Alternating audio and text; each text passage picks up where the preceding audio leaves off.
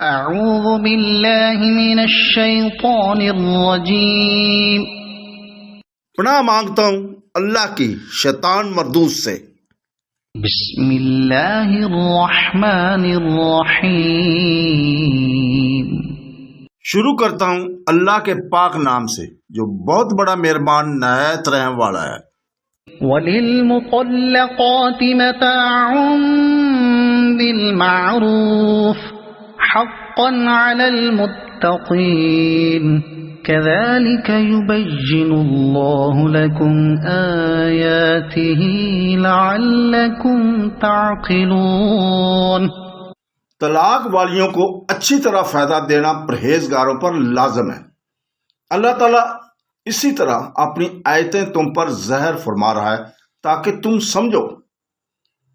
آیت نمبر 241 اور 242۔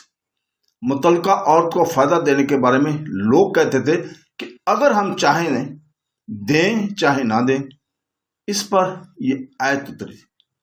اسی آیت سے بعض لوگوں نے ہر طلاق والی کو کچھ نہ کچھ دینا واجب قرار دیا ہے، اور بعض دوسرے بزرگوں نے اسے ان عورتوں کے ساتھ مخصوص مانا ہے جن کا بیان پہلے گزر چکا ہے، یعنی جن عورتوں سے صحبت نہ ہوئی اور مہر بھی نہ مقرر ہوا طلاق دے دی جائے۔ لیکن پہلی جماعت کا جواب یہ ہے کہ عام میں سے ایک خاص صورت کا ذکر کرنا اسی صورت کے ساتھ اس حکم کو مخصوص نہیں کرتا، جیسے کہ مشہور اور منسوس مذہب ہے۔